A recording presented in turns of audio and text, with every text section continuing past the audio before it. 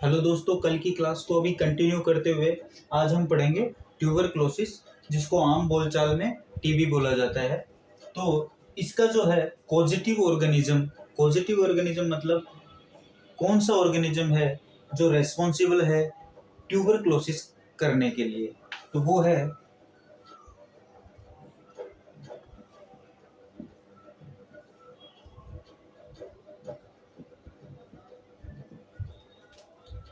Mycobacterium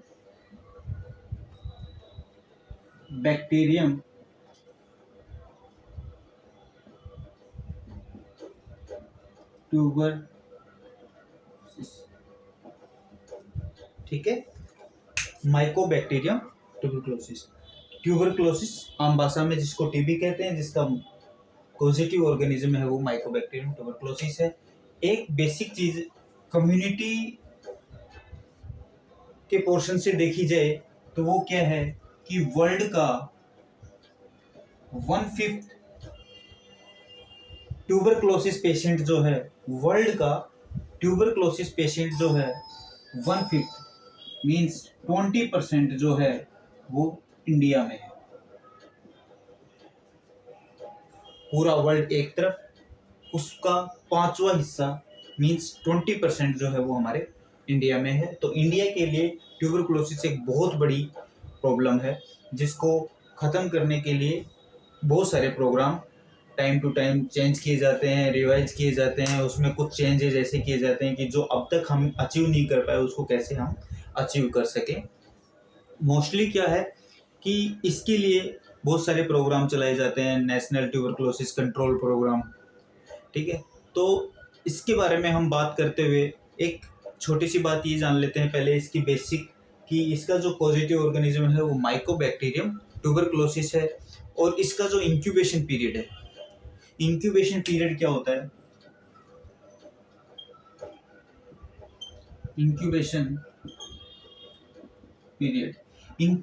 period है किसी भी माइक्रो ऑर्गेनिज्म, किसी भी बीमारी के लिए किसी भी माइक्रो ऑर्गेनिज्म का बॉडी के अंदर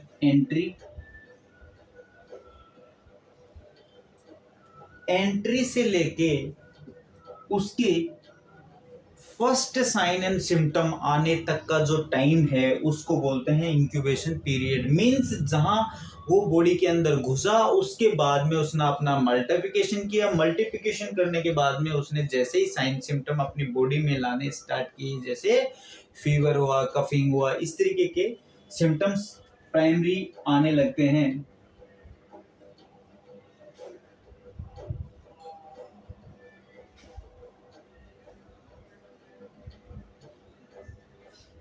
इस पीरियड को बोलते हैं इंक्यूबेशन पीरियड।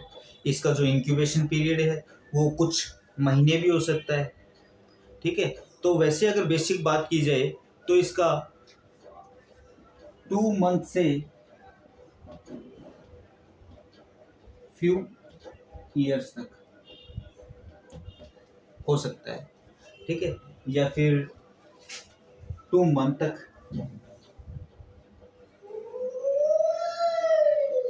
2 ईयर तक, 2 मंथ के बाद 2 ईयर तक ये कभी भी अपने साइन सिम्टम लाना चालू कर देता है।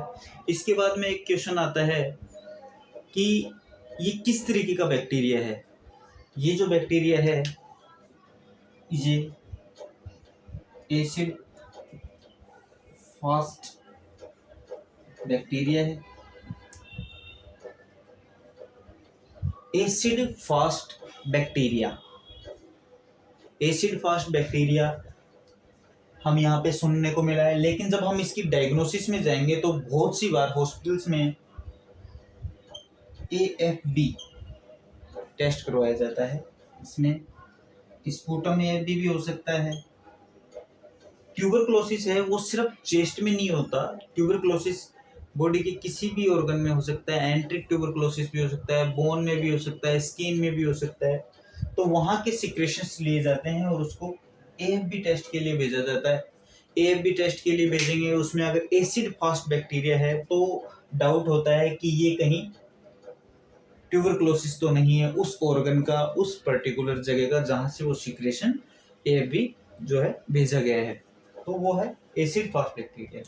एक है कि ये ग्राम नेगेटिव और ग्राम पॉजिटिव दोनों फॉर्म में पाया जाता है। ये जो बैक्टीरिया है ग्राम नेगेटिव और ग्राम पॉजिटिव दोनों ही फॉर्म में पाया जाता है, लेकिन इसकी जो मैक्सिमम क्वांटिटी है वो ग्राम पॉजिटिव की होती है। ठीक है, इसके बाद में इसके लिए जो जो प्रोग्राम्स चलाए गए वो प्रोग्राम मैं आपको बताऊंगा। ये इसकी बेसिक चीजें हैं। ठीक है,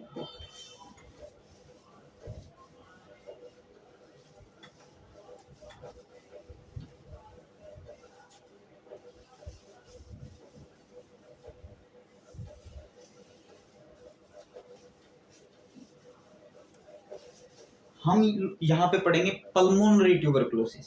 जब ये चेस्ट में होता है तो उसको बोलते हैं पल्मोनरी ट्यूबरकुलोसिस या पल्मोनरी कोज। ठीक है, तो यहाँ पे हम पढ़ने जा रहे हैं वो है पल्मोनरी ट्यूबरकुलोसिस। लेकिन सारे ही सिस्टम में जहाँ जहाँ पे ट्यूबरकुलोसिस हो सकता है, चाहे वो स्किन का हो, चाहे वो एंट्रिक हो, हमारे गैस्ट्रोइंटेस्टाइनल हो, ठीक है, या बोनी ट्यूबरकुलोसिस हो, जो इन्वेस्टिगेशन है वो सारी लगभग सेम ही होती हैं। उसी ऑर्गन से वो सिक्रेशन या उस मटेरियल को भेजा जाता है कल्चर के लिए या फिर एएफबी, और उसके बाद में जो उसके रिलेटिव जितने भी इन्वेस्टिगेशन है वो साथ के साथ करवाए जाते हैं, उनको कोरिलेट किया जाता है और फाइंडिंग को है वो कंफर्म किया जाता है कि ये ट्यूबरकुलोसिस ही है या कोई और प्रॉब्लम है। इसके लिए कुछ प्रोग्राम हैं जो अब तक चलाए गए।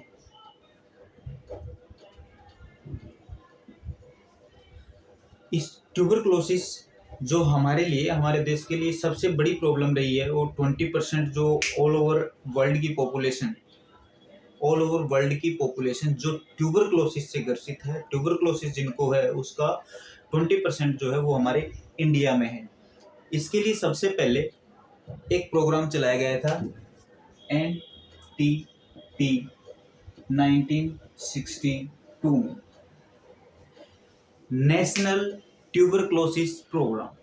इसमें कुछ नहीं, सिर्फ सीधा सा है नेशनल ट्यूबरकुलोसिस प्रोग्राम 1962 में पहला प्रोग्राम। उसके बाद में जब देखा कि इसमें कोई रिजल्ट नहीं आया तो इसको रिवाइज करना पड़ा। रिजल्ट का मतलब कि जो एक कोई भी प्रोग्राम जब चलाते हैं किसी भी इलनेस को लेके या किसी भी महामारी को लेके, तो उसके कुछ क्राइटेरिया सेट किए जाते हैं कि इतने 5 साल में हमें ये कर लेना है, ये चीज़ें अचीव करनी है, हमारा गोल ये होना चाहिए। अगर वो चीज़ हम अचीव नहीं कर पाते हैं तो फिर उसको रिवाइज करने की ज़रूरत होती है, अपडेट करने की ज़रूरत होती है। उसके बाद में इसको रिवाइज किया गया। रिवाइज किया गया 1992 में। 1992 में जब इसको रिवाइज किया गया तो उसके साथ में इसमें ऐड कर दिया गया डॉट्स।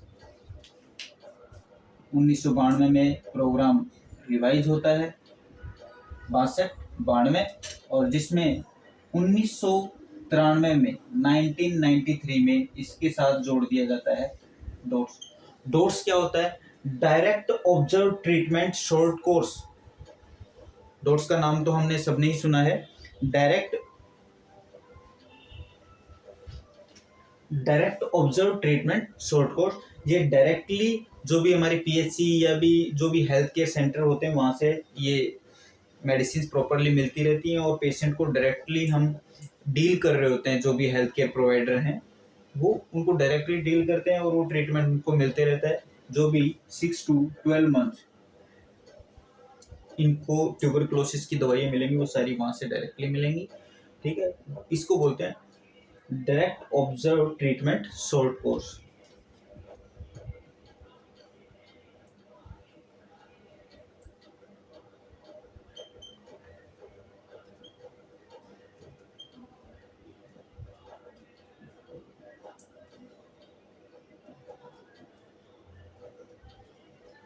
नाइनटीन 1993 ध्यान रखिएगा, डॉट्स जो आया था वो 1993 के अंदर आया था। ठीक है, उसके बाद में इसका जो नाम था वो था RNTCP।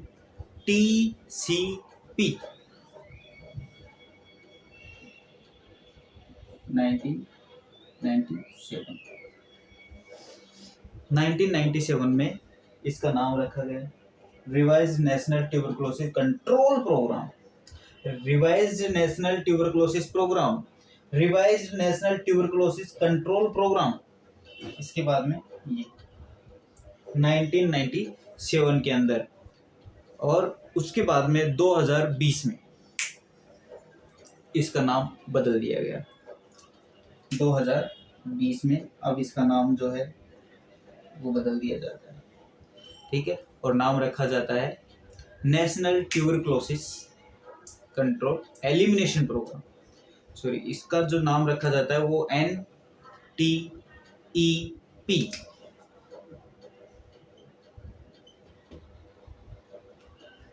इसका जो नाम है इस टाइम पे, जब इसको 2020 में रिवाइज किया जाता है तो इसका नाम जो है वो नेशनल ट्यूबरकुलोसिस एलिमिनेशन प्रोग्राम रखा जाता है, क्योंकि जो क्राइटेरिया इन्होंने सेट किया था वो कहीं ना कहीं अचीव हो रहा था, इसलिए अब कंट्रोल नहीं, अब एलिमिनेशन के लिए इन्होंने प्रोग्राम चालू किया था कि ये जो ट्यूबरकुलोसिस है इसको हम एलिमिनेट कर देंगे, और इसका क्राइटेरिया था 2025 तक।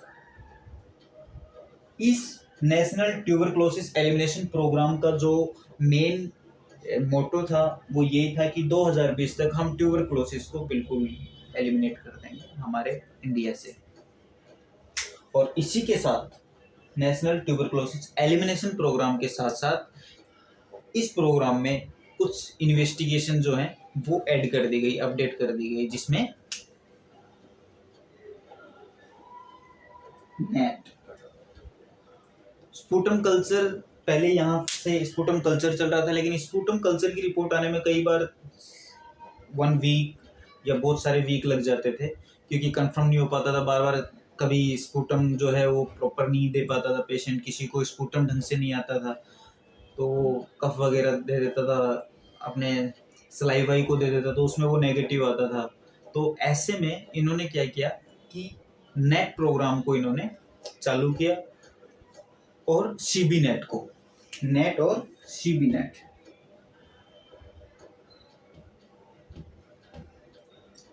ये जो है ये टेस्ट 4 to 6 45 मिनट्स में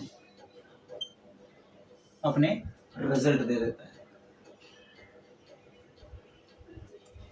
नेट सीबी नेट इन्वेस्टिगेशन को ऐड किया गया NTEP में, नेशनल ट्यूबरकुलोसिस एलिमिनेशन प्रोग्राम में, जो कि 45 मिनट्स में अपने रिजल्ट दे देता था, तो पेशेंट को बहुत ज़्यादा परेशानी नहीं होती थी उसके साथ में, ठीक है। इसके बाद में मोनटॉक्स टेस्ट, वो पहले भी चल रहा था, इसमें भी है, तो अभी जितना हमने पढ़ा वो ये है। लेकिन इसमें एक चीज़ है, नेट। नेट क्या होता है? Nucleic acid amplification test. Nucleic acid amplification test, ये जो नेट है इसकी फुल फॉर्म है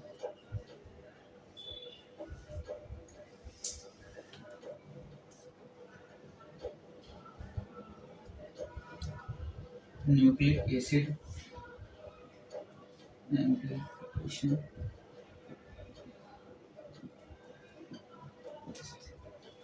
न्यूक्लिक एसिड एम्प्लीफिकेशन टेस्ट इसको बोलते हैं, ठीक है। अब इसके बाद में हम चलते हैं, इसकी बेसिक चीज़ें ऑलमोस्ट होएगी, इसके बाद में हम जाते हैं मोनटॉक्स टेस्ट पे, ठीक है।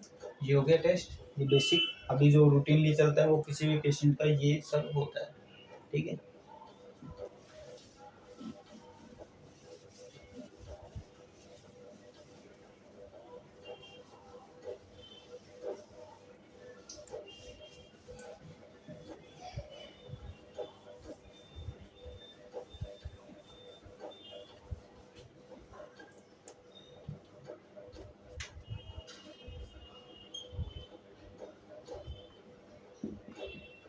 मोनटॉक्स टेस्ट,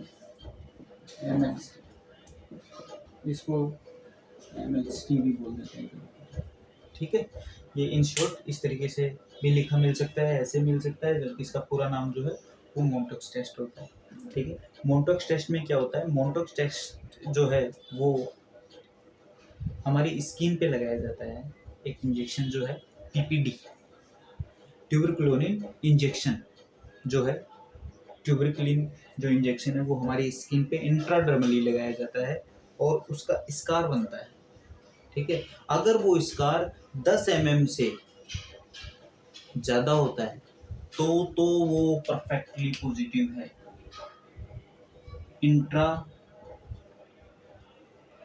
डर्मल लगता है क्वेश्चन, ठीक है। दूसरा, स्कार का जो साइज है वो 10 mm से ज़्यादा है तो वो पॉजिटिव है। लेकिन अगर पेशेंट HIV जिसको पहले से ही है, अगर उसका 5 mm से भी अगर ज़्यादा आता है तब भी उसको कंसीडर करते हैं पॉजिटिव। वैसे तो 10 mm है, इंट्राडर्मली फोरआर्म पे लगाया जाता है, लेकिन अगर पेशेंट HIV पॉजिटिव है पहले से तो उसका अगर 5 mm से ज़्यादा भी आता है तो उसको हम पॉजिटिव में ही कंसीडर करते हैं। इंट्राडर्मल इंजेक्शन देने के कितने टाइम बाद देखा जाता है? इंट्राडर्मल इंजेक्शन देने के कितनी देर बाद में इसके रिजल्ट देखे जाते हैं? वो है 72 आवर्स, 72 घंटे के बाद में उस स्किन को देखा जाता है जहाँ पे इंजेक्शन दिया था, ट्यूबरकुलोनिन इंजेक्शन। वो इंजेक्शन कैसा है, वहाँ का एरिया कैसा है, वो स्किन का अपीयरेंस कैसा है। अगर वहाँ पे स्कार बनता है, अगर वो 10 mm से ज़्यादा है तो पॉजिटिव, लेकिन अगर पेशेंट HIV पॉजिटिव है पहले से तो उसका अगर 5 mm से भी ज़्यादा आता है तो उसको पॉजिटिव कंसिडर करते हैं, ठीक है। अब ये जो मोन्टेक्स टेस्ट है इसके अंदर कौन सी दवाई दी जाती है? उसमें दी जाती है PPD tuberculin injection. PPD tuberculin injection दिया जाता है जिसको प्यूरिफाइड प्रोटीन डेरिवेटिव्स बोलते हैं। PPD ट्यूबरकुलिन इंजेक्शन, ठीक है। इसकी फुल फॉर्म है प्यूरिफाइड प्रोटीन डेरिवेटिव्स, ठीक है। ये इंजेक्शन का नाम है, ये पोजीशन है कहाँ पे दिया जाता है, मोस्टली फोरआर्म में। स्कार का साइज इस हिसाब से होना चाहिए, टाइम इतने टाइम के बाद में देखते हैं, ठीक है। इसको लगने के बाद में खुजलाना नहीं है, ईचिंग नहीं करनी है, क्योंकि उससे क्या है कि स्कार तो फिर हम खुद ही बना देंगे, पॉजिटिव होगा या नहीं होगा तो उससे कोई फर्क नहीं पड़ता, फिर तो हम ही स्कार बना चुके हैं उस पर, तो वो कुछ भी नहीं करना, उसको रब नहीं करना है, ये उसका नाम है, ठीक है। अब एक है कि कोई पेशेंट है, क्या मोन्टेक्स टेस्ट को कंफर्मेटरी टेस्ट मान सकते हैं? तो वो क्वेश्चन गलत हो जाएगा कि नहीं, उसको कंफर्मेटरी नहीं मान सकते, क्योंकि हम वैक्सीन लेते हैं BCG की, तो BCG लिए हुए जो पेशेंट्स होते हैं या BCG लिए हुए नॉर्मल पर्सन भी होते हैं तो उनका मोन्टेक्स टेस्ट का पॉजिटिव ही आता है, रिएक्टिव ही दिखाता है, वो इस तरीके की चीज़ दिखा सकता है, तो उसमें हमें घबराने की जरूरत नहीं है। उसके लिए फर्दर इन्वेस्टिगेशन उसकी करनी पड़ती है। अगर गैस्ट्रिक है, उसको ट्यूबरकुलोसिस डाउट है, तो फिर गैस्ट्रिक लावाज के सिक्रेशंस उसके भेजने पड़ेंगे, ठीक है। तो उसमें इतना डाउटफुल नहीं है, BCG की वजह से भी कई बार ये पॉजिटिव आ जाता है। और कुछ हैं जिसमें इसका कोई इफेक्ट ही नहीं आता। कुछ लोगों में वो BCG नहीं लिए और उसको ट्यूबरकुलोसिस है, लेकिन फिर भी उसका इफेक्ट नहीं आता। क्यों? क्योंकि कुछ लोगों की स्किन ही ऐसी होती है, बहुत ज़्यादा हार्ड है, टाइट है, तो वो जो मेडिसिन हमने इंट्राडर्मली दी है वो नीचे की तरफ जा ही नहीं पाती, वो यहीं पे डाइल्यूट होकर रह जाती है इसी एरिया में, नीचे नहीं जाएगी तो उसका रिएक्शन नहीं आएगा। तो दो सिचुएशन ऐसी होती हैं जिसमें ये ना होते हुए भी पॉजिटिव आ जाएगा, वो बीसीजी लिया हुआ पेशेंट होगा, और कुछ में ये पॉजिटिव होते हुए भी नेगेटिव आ जाएगा क्योंकि उसकी स्किन की बनावट ही ऐसी है। ठीक है, उसके बाद में हम इसका भेजते हैं ए टेस्ट, ये हो गया, सीबी नेट हो गया ये। इसके बाद में जाता है, क्या जा सकता है, स्पूटम कल्चर। जब ये हो जाता है कि हाँ भाई इसमें पॉजिटिव आ रहा है, तो सेकंड ऑप्शन हमारे पास आता है स्पूटम कल्चर का।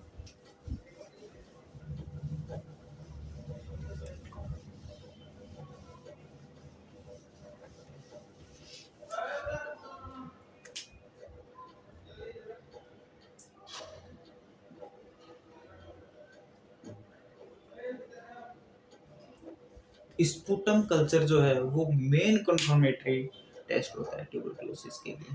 ठीक है, तो दिक्कत इसमें क्या है, इसमें दिक्कत ये है कि ये टाइम बहुत ज़्यादा ले लेता है, कम से कम 7 दिन लेता है, और इससे ज़्यादा भी ले लेता है कुछ पेशेंट्स में। तो यहाँ पे इसमें दिक्कत है। बाकी स्पूटम कल्चर जो है वो सबसे कंफर्मेटरी टेस्ट माना जाता है। दूसरा, इसको अर्ली इन द मॉर्निंग, तो बाकी में भी जाएगा, लेकिन अर्ली इन द मॉर्निंग जो स्पूटम का सैंपल लिया जाता है वो ज़्यादा बेस्ट माना जाता है, उसमें चीज़ें ज़्यादा अच्छी आती हैं।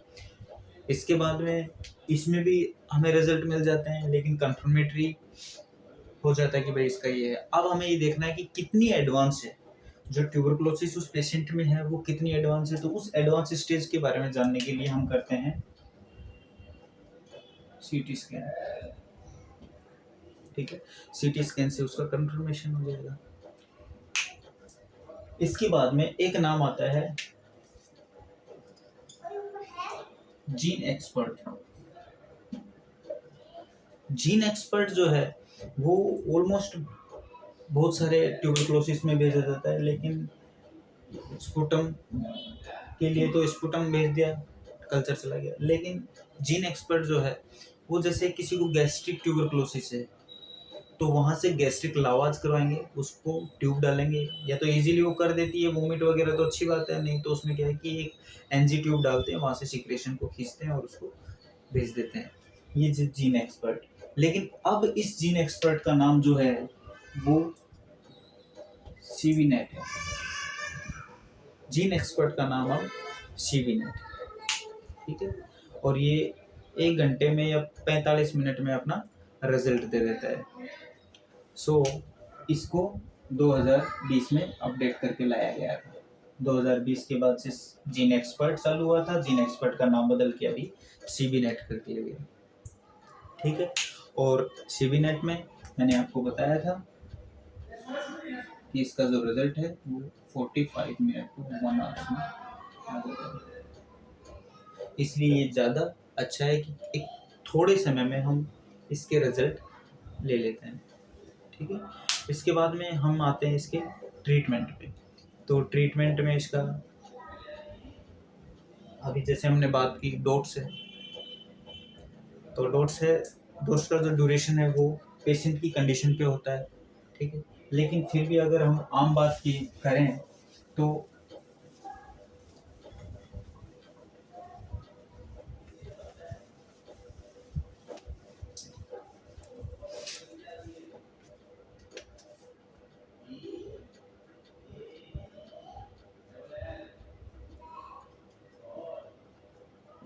ट्रीटमेंट से पहले एक चीज़ हम बताना भूल गए कि इसका जो है वो ट्रांसमिशन क्या है, तो वो यहाँ लिख लेते हैं। ट्रांसमिशन, इसका ट्रांसमिशन जो है कफिंग, स्नीचिंग, किसी के यूज्ड हैंडकरचिप, मास्क, इस तरीके की चीज़ों से हो सकता है। और ड्रॉपलेट, ये जो इन्फेक्शन है, जब हम खांसते हैं या छींकते हैं तो बहुत बारीक बारीक ड्रॉप्स हैं जो कि हमारे सराउंडिंग में फैली हुई होती हैं और वो हमारे बॉडी के अंदर चली जाती हैं रेस्पिरेशन के साथ में या फूडिंग के साथ में, तो वो ड्रॉपलेट इन्फेक्शन है। ठीक है, जो ट्यूबरकुलोसिस है वो ड्रॉपलेट से ट्रांसमिशन करता है अपना, एक पेशेंट से दूसरे पर्सन में, पेशेंट से पर्सन में। ठीक है, अब हम पढ़ रहे थे इसका ट्रीटमेंट। इसका जो ट्रीटमेंट है वो 6 to 9 मंथ चलता है। इसका जो ट्रीटमेंट है वो 6 to 9 मंथ चलता है।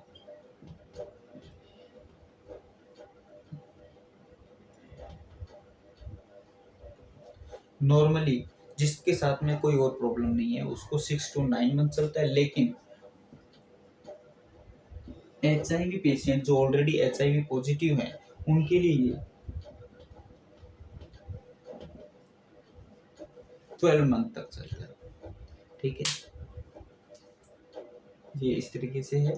और इसके लिए इसके ट्रीटमेंट में MDR है।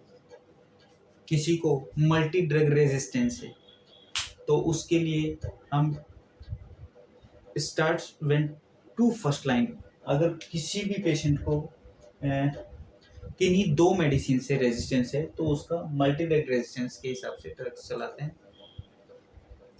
ठीक है,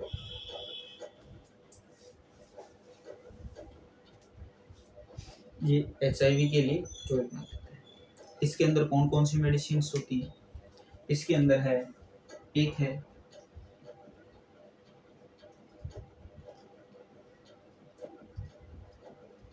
रिफाम्पिसिन। रिफाम्पिसिन इसको ये शॉर्ट नेम जो दिया हुआ है वो है R।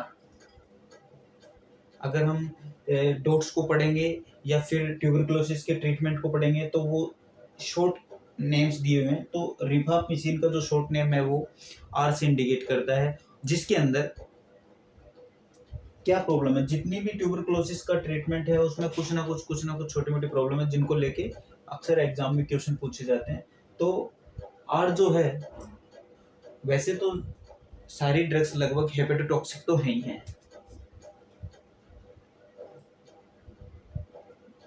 हेपेटोटॉक्सिक तो है ही सारी ड्रग्स तो ऑलमोस्ट। ठीक है, इसीलिए यहाँ पे पेशेंट को कोई भी टॉनिक जरूर दिए जाते हैं, हेपेटोटॉनिक जो है, ताकि पेशेंट के लीवर के साथ में सब चीज़ें ठीक रहें। और उसका इन्वेस्टिगेशन करवाते रहते हैं ट्यूबरकुलोसिस पेशेंट का कि लीवर पे कुछ ज़्यादा इफेक्ट होने आ रहे हैं। उसको कई बार जैसे बहुत ज़्यादा वॉमिट होने लगती है, उसके साइड इफेक्ट की वजह से ही होती है, क्योंकि वो उसके लिए हेपेटोटॉक्सिक है तो उसकी डोज को घटाना या बढ़ाना पड़ सकता है। ठीक है, R से है और R से ही बनता है रेड। तो इसकी जो एक पहचान है रिफाम्पिसिन की, पेशेंट को रेड कलर का यूरिन आएगा, या थोड़ा लाइट होता है तो उसको हम ऑरेंज बोल देते हैं।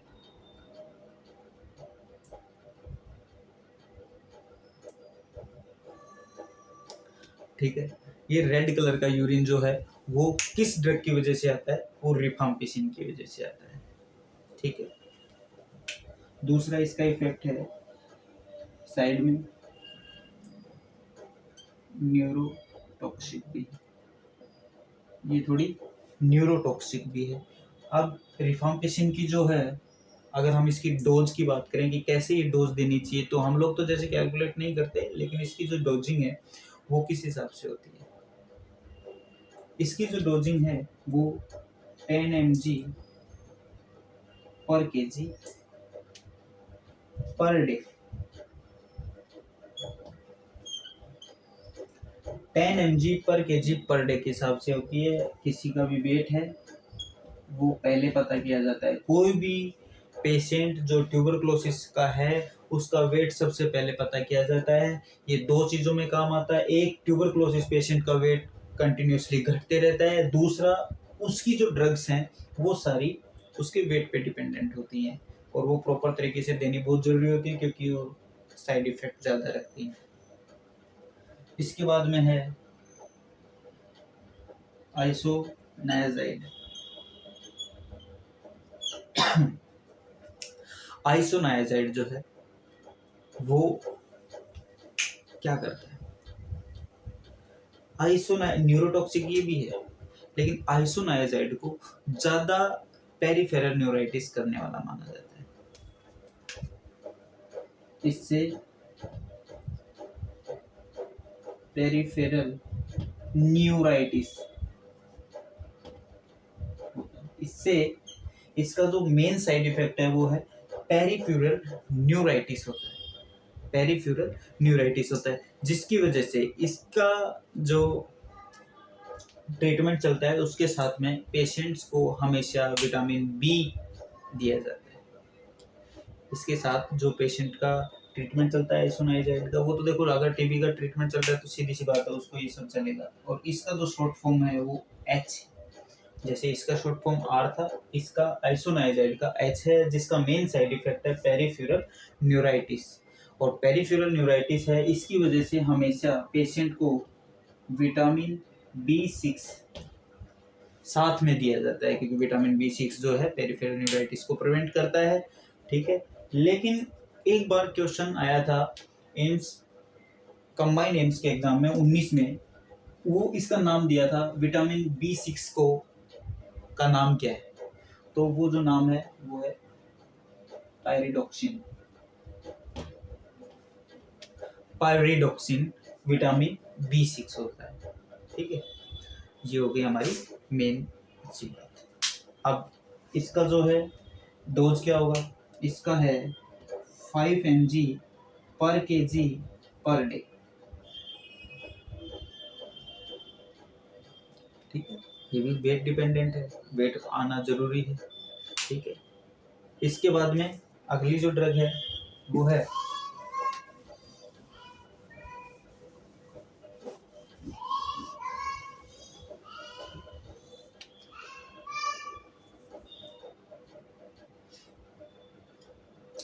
हमने पढ़ लिया अभी रिफाम्पिसिन, आइसोनाइजाइड, अब हम पढ़ेंगे पायराजिनामाइड।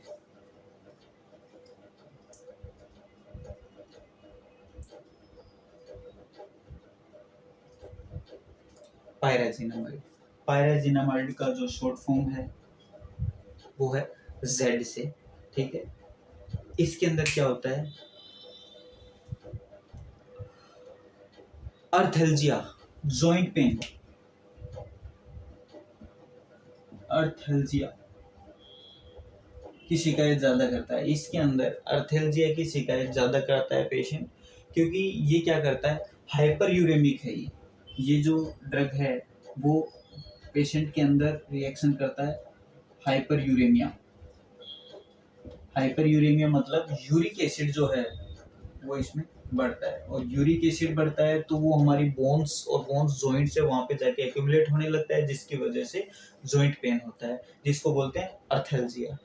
ठीक है, तो ये है, इसकी जो डोज है वो 25 mg पर kg पर डे। 25 mg पर kg पर डे। ठीक है, इसके बाद में आता है इथाम्ब्यूटोल। ये 3 नंबर, ये 4 नंबर, इथाम्ब्यूटोल। शॉर्ट नेम इसका ई से है, ध्यान रखिए ये ई से है, और इसका समस्या भी ई से ही है। ये आई के साथ में ही इसका साइड इफेक्ट है, ऑप्टिक न्यूरोपैथी।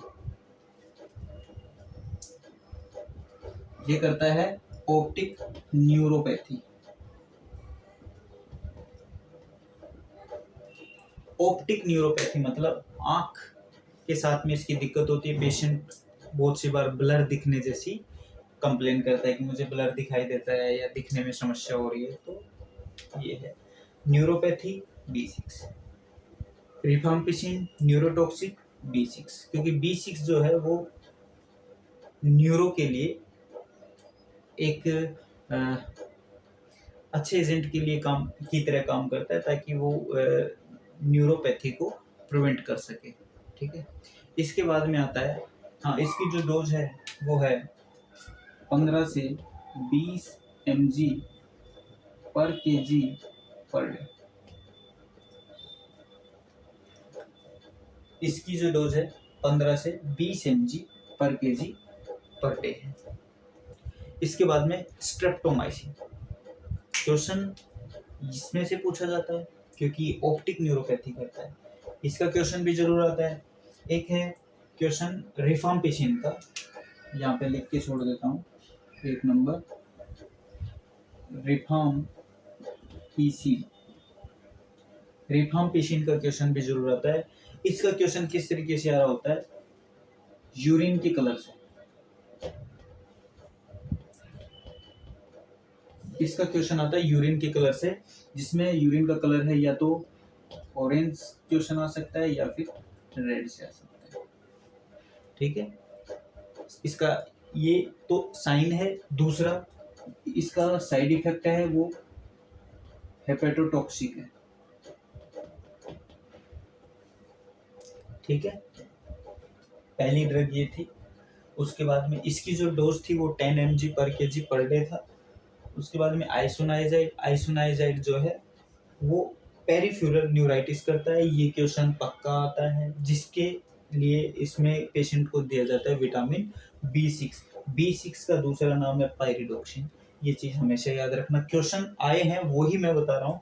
अब तक ये क्वेश्चन बहुत सी बार पूछा जा चुका है। इसका एंटीडोट पूछ लेते हैं, पेरिफ्यूरल न्यूराइटिस या फिर आइसोनाइजाइड एंटीडोट विटामिन B6। ठीक है, ऐसे भी क्वेश्चन पूछ सकता है, तो वो इस तरीके से है। इसके बाद में एक ड्रग आती है स्ट्रेप्टोमाइसिन। स्ट्रेप्टोमाइसिन जो है इस पे भी क्वेश्चन आता रहता है। स्ट्रेप्टोमाइसिन का जो शॉर्ट फॉर्म है वो ऐसे ही है। ठीक है, और इसके अंदर क्या होता है, इसके अंदर ओटोटॉक्सिक प्रॉब्लम होती है। ओटोटॉक्सिक का मतलब कान के साथ में दिक्कत रहती है, कान के साथ में दिक्कत रहती है। ओटोटॉक्सिक ड्रग है ये। Which drug is ototoxic drug in tuberculosis treatment, that is streptomycin. ये हमेशा याद रखना, ओटोटॉक्सिक ड्रग है स्ट्रेप्टोमाइसिन। तो प्रेग्नेंट लेडी को तो ये बिल्कुल ही नहीं देते हैं। प्रेगनेंसी में इसको अवॉइड किया जाता है। प्रेगनेंसी में स्ट्रेप्टोमाइसिन नहीं दे सकते। ठीक है, तो ये तो है इसकी ड्रग्स। एक बार फिर से हम देख लेते हैं। रिफाम्पिसिन रेड कलर का यूरिन या ऑरेंज कलर का यूरिन होगा। साइड इफेक्ट में हेपेटोटॉक्सिक होगी। ड्रग 10 mg पर kg पर डे के हिसाब से होगी। उसके बाद में दूसरी ड्रग थी वो इसको आर से बोलते हैं। इसका जो शॉर्ट फॉर्म है वो आर से है। ठीक है, अगला है आइसोनाइजाइड, एच से लिखते हैं। पेरिफ्यूरल न्यूराइटिस करता है, जिसका एंटीडोट होता है विटामिन B6, जिसका दूसरा नाम है पायरिडोक्सिन। डोज है 5 mg पर kg पर डे। इसके बाद में अगली आती है पायराजिनामाइड। पायराजिनामाइड का शॉर्ट फॉर्म है वो यहाँ के Z से है, और इसका जो मेन साइड इफेक्ट है वो हाइपर यूरेमिया करता है। ये जो पेशेंट में ये जो ड्रग है ये हाइपर यूरेमिया करती है। इसकी वजह से यूरिक एसिड बढ़ता है। यूरिक एसिड जो बढ़ता है वो जॉइंट्स में जाके एक्यूमुलेट होने लगता है, जिसकी वजह से अर्थेल्जिया होता है। अर्थेल्जिया का मतलब होता है जॉइंट पेन। ठीक है, उसके बाद में अगली ड्रग है इथाम्ब्यूटोल। इथाम्ब्यूटोल ई से शॉर्ट फॉर्म की गई है, और जिसका मेन साइड इफेक्ट है वो ऑप्टिक न्यूरोपैथी है। मींस ई मींस आई से, आर मीन आर रेड। हाँ, उसके बाद में थोड़ा सा पॉइंट रह गया था कि ट्यूबरक्लोसिस पे जो पेशेंट हैं, ट्यूबरक्लोसिस पेशेंट जो हैं जो ऑन ATT हैं, एंट्री ट्यूबरक्लोसिस ट्रीटमेंट पे हैं, उनके लिए PM नरेंद्र मोदी के द्वारा निक्षय पोषण योजना चालू की गई 1 अप्रैल 2018 में। 1 अप्रैल 2018 में ये निक्षय पोषण योजना चालू की गई, क्योंकि ATT पे जो पेशेंट होते हैं उनकी डिमांड जो है वो एक्स्ट्रा प्रोटीन की ज़्यादा होती है। ठीक है, तो उसके लिए निक्षय पोषण योजना चालू की गई, जिसमें 500 रुपये पर मंथ के उस पेशेंट्स को दिए जाते हैं। ठीक है, अब इसके बाद में कुछ छोटी छोटी चीजें हैं वो देख लेते हैं। हिमोप्टाइसिस, ब्लड इन स्पुटम। हिमोप्टाइसिस का मतलब होता है ब्लड इन स्पुटम। हीमोथोरेक्स का मतलब होता है blood in thoracic cavity, collection of blood in thoracic cavity. Pneumothorax का मतलब होता है एयर कलेक्शन इन थोरेक्स और थोरेसिक कैविटी। सबसे ज्यादा जो न्यूमोनिया है वो न्यूनेट्स में होता है, और वो होता है अपर लोब में सबसे ज्यादा होता है। ठीक है, और राइट अपर लोब में सब उससे भी ज्यादा होता है। अगर अपर लोब की बात की जाए तो कौन से अपर लोब में ज्यादा होता है, तो राइट अपर लोब में ज्यादा होता है। फिर है respiratory stimulation, respiratory stimulation means हमारा जो ब्रेन है वो कैसे काम करता है, वो काम करता है CO2 डिपेंडेंट है। CO2 की कंसंट्रेशन के हिसाब से ब्लड के अंदर CO2 की कंसंट्रेशन अगर बढ़ेगी तो मेडुला ऑब्लोंगेटा प्लस पोन्स जो है वो रिएक्ट करेंगे कि CO2 बढ़ गई है, रेस्पिरेशन की रेट बढ़ाई जाए। रेस्पिरेशन की रेट अगर बढ़ेगी तो सीधी सी बात है एयर, एनवायरमेंटल एयर अंदर जाएगी और अंदर से जो CO2 है वो सर्कुलेट करके बाहर ज़्यादा आएगी। इससे जो मैकेनिज्म है ऑक्सीजन और CO2 का जो बैलेंस है वो बनेगा। एक क्वेश्चन आता है कि न्यूमोनेक्टमी और लोबेक्टमी। न्यूमोनेक्टमी है कि टोटल लंग का, किसी भी एक लंग का पूरा बाहर निकाल देना, न्यूमोनेक्टमी है, ठीक है। दूसरा है लोबेक्टमी। लोबेक्टमी किसी भी लंग के किसी भी एक लोब को निकाल देना लोबेक्टमी है। तो आज इतना है, बाकी हम कल पढ़ेंगे।